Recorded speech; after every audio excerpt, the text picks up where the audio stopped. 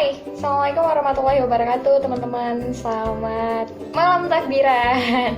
Alhamdulillah besok kita udah mulai masuk Idul Fitri atau 1 Syawal, dimana kita maaf-maafan dan memulai nol dosanya atau kesalahannya ya. Semoga nggak ada kesalahan lagi sih setelah maaf-maafan ini ya, walaupun emang manusia nggak luput dari kesalahan. Oke teman-teman, di sini aku mau sharing tentang adab atau etika ketika mau bertamu ke rumah teman, kerabat, saudara, atau yang lainnya, namun pada masa pandemi COVID-19 ini.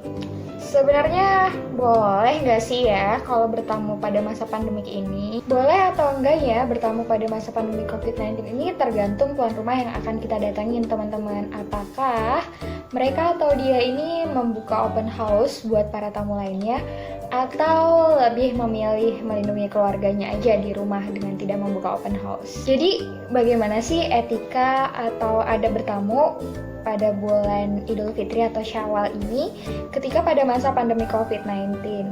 Pertama, pastikan teman kita ini menerima tamu atau enggak. Kalau misalnya nggak menerima tamu, kita show respect, kita harus menghargai nih teman kita nggak mau menerima tamu. Kenapa? Bisa jadi karena mereka pertama punya bayi, kedua punya anak kecil, atau mereka tinggal sama mbah, kakek, nenek yang itu rentan kalau misalnya udah terkena penyakit COVID-19 atau minimal penyakit flu aja deh. Itu udah rentan dan bahaya banget. Mungkin kita nggak tahu bahwa teman kita ini menderita penyakit kronis yang emang benar-benar juga rentan dan sensitif sama penyakit lainnya. Apalagi kan sekarang parno ya sama COVID-19, dan parno ini nih bisa bikin sistem kekebalan atau imun tubuh kita menurun juga, berkurang gitu teman-teman. Jadi kita harus menghargai, kita harus peduli. Ya, kita harus tahu gitu loh kenapa sih mereka malah nggak nerima tamu pada bulan Syawal ini. Aku rasa tanpa dikasih tahu atau dikasih penjelasan kenapa mereka nggak nerima tamu ya, teman-teman semua juga udah ngerti sih alasannya kenapa. Bener nggak? Kalau misalnya teman kita nerima tamu, ya alhamdulillah sih kita masih bisa silaturahmi ya. Tapi kalau misalnya enggak, ya nggak apa-apa gitu kan. Tapi ingat juga nih kalau misalnya terima tamu, kita juga harus punya standar dan protokol kebersihan dan perlindungan diri sendiri. Protokol sederhana ya untuk menjaga diri atau melindungi diri dari COVID-19 ketika silaturahmi ini sebenarnya udah biasa kita praktekin sehari-hari sih. Pertama pakai masker, kedua rajin cuci tangan, ketiga pakai hand sanitizer, terus jangan lupa buat jaga jarak satu sama lain. Besok pas lebaran jangan paksa atau tuntut orang lain salaman sama kita, itu nggak masalah kok. Semua orang juga udah ngerti kenapa kita nggak harus salaman ketika Idul Fitri ini teman-teman. Terus lagi nih soal bersentuhan atau salaman. Kalau misalnya salaman itu udah dilarang atau udah diwanti-wanti untuk jangan salaman nih, nah teman-teman jangan malah colek-colek bayi, cium-cium bayi.